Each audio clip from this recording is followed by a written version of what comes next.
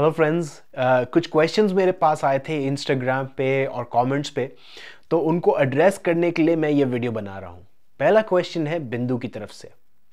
अब बिंदु पूछती हैं कि उनकी लाइफ में एक ऐसा पार्टनर है या ऐसा कोई पर्सन है जिनको वो बहुत ज़्यादा पसंद करती हैं और काफ़ी टाइम तक उनका उनसे बातचीत चली, ज़्यादा नहीं, थोड़ी बहुत कम रही बातचीत, और वो चाहती थी, रियली मन से चाहती थी कि उनके साथ उनकी शादी हो।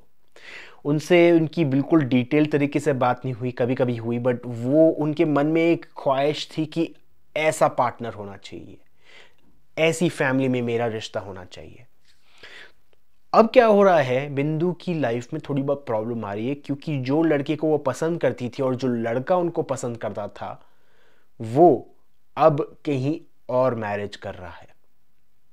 अब प्रॉब्लम ये है कि वो बिंदु अभी तक उस लड़के को पसंद करती है और वो कंफ्यूज है कि वो क्या करे। तो सिंपल सी बात ये है कि आप वापस वही जगह पे खड़े हो जहां पर अर्जुन था।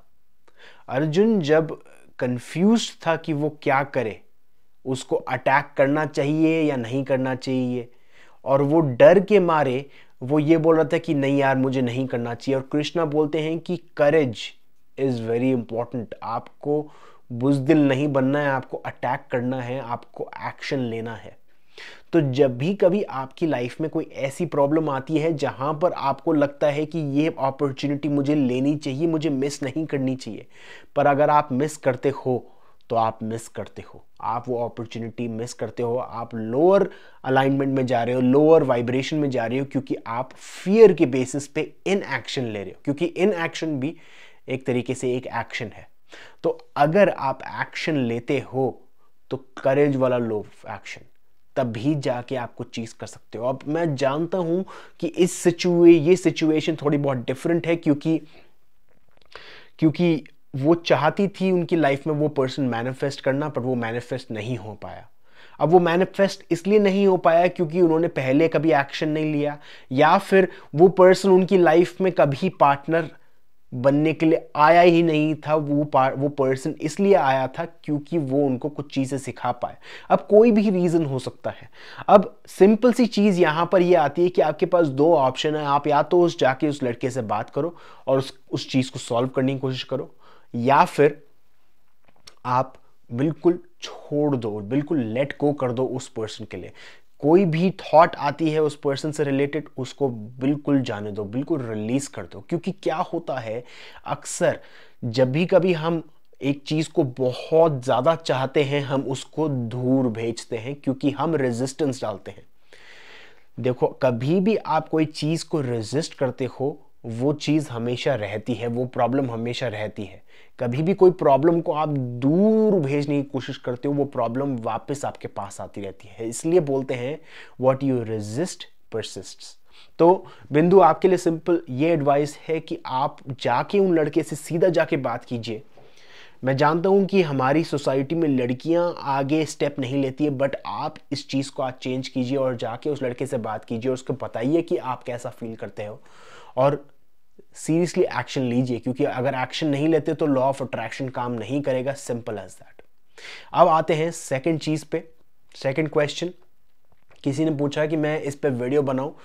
अब मैं इस पर डिटेल वीडियो बनाऊंगा, बट सिंपल सी चीज़ यही है, पहले वाले क्वेश्चन को एक्सटेंड करते हुए, कि जब भी कभी आप एक्शन नहीं लेते कोई भी चीज़ पे, जहाँ से मान लो अगर आपको अपनी लाइफ में बिजनेस चाहिए, बिजनेस मैनिफेस्ट करना चाहते हो, पैसे मैनिफेस्ट करना चाहते हो, और आपके पास अपॉर्चुनिटीज़ हैं, पर आप वो अपॉर्चुनिटीज़ को लेकर उनको यूज़ नहीं करते, तो सिंपली आप यूनिवर्स को ये बोलते हो कि मुझे प्लीज़ मेरी लाइफ में 10 करोड़ रुपए दे दो। और यूनिवर्स बोलता है कि अच्छा, अगर तुम ये चीज़ ख़त्म करते हो तो ये चीज़ ख़त्म करने पे तुम्हारी सेल्फ वर्थ पड़ेगी, तुमको एक सेटिस्फैक्शन होगी, तुमको एक अकम्पलिशमेंट महसूस होगी, प्लस तुम्हारे पास वो 10 करोड़ नहीं 20 करोड़ रुपए आएंगे। पर आप वो चीज़, वो एक्शन ख़त्म नहीं करते। कोई बिजनेस आइडिया आता है आपके दिमाग में, उसके ऊपर एक्शन नहीं लेते। तो एक बात याद रखिए कि जब भी कभी आप एक्शन नहीं लेते, इन एक्शन इज एक्शन, और वो एक्शन क्या है, वो एक्शन है लोअर वाइब्रेशन का एक्शन। तो वो चीज़ कभी भी सक्सेसफुल नहीं हो पाएगी, वो वाइब्रेशन कभी भी हायर नहीं हो पाएगी जब तक आप करेज वाला एक्शन नहीं लेते। वही सेम जो चीज़ अर्जुन को बोल रहे थे कृष्णा कि तुमको अटैक करना है, तुमको एक्शन लेना है। तो ये चीज़ बहुत इंपॉर्टेंट है। अब नेक्स्ट थर्ड क्वेश्चन पे आते हैं कि एक क्वेश्चन था, रोहित ने पूछा था कि उनकी लाइफ में उनके पास 3 या 4 तरीके के गोल हैं, अलग अलग चीज़ें हैं जो वो मैनिफेस्ट करना चाहते हैं। और दूसरी चीज़ वो नोटिस करते हैं कि उनकी लाइफ में टाइम कम है। तो पहले पार्ट पे आते हैं, वो उनकी लाइफ में उनको पैसे चाहिए, घर चाहिए, पैसे चाहिए, जॉब चाहिए, करियर चाहिए और मैरिज चाहिए, हेल्थ चाहिए। ये सारी चीज़ें वो अचीव करना चाहते हैं, सब कुछ एक साथ।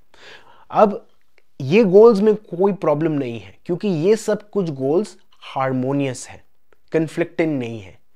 इसका मतलब कि अगर आप चाहते हो कि आप एक एक्टर बनना चाहते हो और आप जॉब अप्लाई कर रहे हो एक चार्टर्ड अकाउंटेंट की, तो वो आपके गोल्स मैच नहीं कर रहे। बट इसमें आपकी हेल्थ, जॉब, पैसे वगैरह सब कुछ हार्मोनियस है। पर आप ये देखिए कि अगर आप कोई चीज़ को हंग अप करके बैठ जाते हो, उसको पकड़ के बैठ जाते हो कि मेरी लाइफ में वो चीज़ आई नहीं है, वो चीज़ आई नहीं है, तो आप अपनी वाइब्रेशन लो कर रहे हो। तो जैसे ही आप अपनी वाइब्रेशन लो करोगे तो बाकी चीज़ें भी अचीव नहीं होंगी। और इन्वर्सली, अगर जैसे ही आप अपनी वाइब्रेशन हाई करते हो कोई भी एक चीज़ को लेकर जो आपकी लाइफ में चल रही है, अब वो चाहे हेल्थ हो, पार्टनर हो, कुछ भी चीज़ हो जो आपकी लाइफ में चल रही है, उसको लेकर आप अपनी वाइब्रेशन हाई करते हो तो ऑटोमेटिकली वो चीज़ें आपके साथ खींची चली आएंगी, क्योंकि it is law of vibration, law of attraction. तो हम बोलते हैं कि हम कोई चीज़ अट्रैक्ट करना चाहे हमारी लाइफ में आएंगी, बट एक्चुअल जो चीज़ है लॉ ऑफ वाइब्रेशन है। जैसे ही आपकी वाइब्रेशन बढ़ेगी, जैसे ही आपकी स्टेट ऑफ बीइंग बढ़ेगा, वैसे ही आपकी लाइफ में वो चीज़ें आती भी जाएंगी, वैसी ही टाइप की चीज़ें आती भी जाएंगी। अब नेक्स्ट क्वेश्चन है ग्रैटिट्यूड पीस की तरफ से, और वो पूछती हैं कि उनकी लाइफ में वो कभी भी प्रेयर करती हैं ईश्वर के सामने, गॉड के सामने, अल्लाह के सामने, या कोई भी कुछ भी नाम देना चाहो आप दे सकते हो। जब भी कभी वो प्रेयर करती हैं, उनको ऐसा लगता है कि उनको रोना आता है, और वो बोलती हैं कि क्या रोना खराब है। जब भी कभी हम प्रेयर करते हैं, देखो रोना खराब नहीं है। कभी कभी आप रोते हो तो आपकी वाइब्रेशन लो हो सकती है, काफ़ी बार लो होती है, बट कई बार जब हम रोते हैं तो कई बार ऐसा होता है कि हमारी जो बिलीफ्स है वो धीरे धीरे रिलीज हो रही है हमारे रोने के कारण। तो कभी भी आप खुशी के आंसू बहाते हो या बोलते हो कि अच्छा वो मेरी लाइफ से निकल गया, वो पर्सन निकल गया मेरी लाइफ से और अब मुझे उसकी ज़रूरत नहीं है, या ऐसी कोई भी चीज़ आप वाइब्रेशन को रिलीज कर रहे हो, वो नेगेटिव पैटर्न्स को रिलीज कर रहे हो। सिंपल सी बात ये है कि आपको ये रिकग्नाइज करनी है कि आप स्केल में नीचे से ऊपर जा रहे हो या ऊपर से नीचे जा रहे हो। अगर आप बहुत ही ज़्यादा खुश थे, हंसी मजाक कर रहे थे और फिर आप रोने लग जाते हो, तो ऑफ कोर्स थोड़ी बहुत प्रॉब्लम हो सकती है इसमें। अब ये हर एक चीज़ में अप्लाई नहीं कर सकते, बट 99% वो चीज़ सही नहीं होती। बट अगर आपकी वाइब्रेशन लो थी कहीं ना कहीं और फिर आप उसको ऊपर लेकर आते हो और उस प्रोसेस में अगर आप रोते हो, तो एक तरीके से आप ये बोल सकते हो कि आपकी एक नेगेटिव बिलीफ्स जो थी वो बहकर निकल गई, जो नेगेटिव पैटर्न्स थे वो निकल गए, जो इमोशंस थे वो डीकैल्सिफाई होकर निकल गए। तो ये थे कुछ क्वेश्चंस जो मेरे पास आए थे।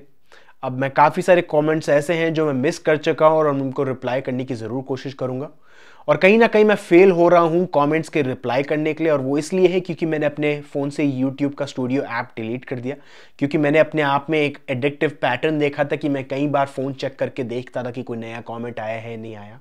अब उस कारण से मैंने उस ऐप को डिलीट कर दिया, क्योंकि सबसे इंपॉर्टेंट है पीस ऑफ माइंड। अब दूसरी चीज़ ये है कि आप मुझे बताइए कि क्या ये मेथड सही लगती है आपको कि मैं ऐसे वीडियोस और बनाऊं, तो कमेंट बॉक्स में पोस्ट कीजिए, या अगर आपको लगता है कि मैं कमेंट टेक्स्ट करके रिप्लाई करूं वो ज़्यादा बेटर है। अभी के लिए इतना ही दोस्तों, फिर मिलेंगे। Thank you.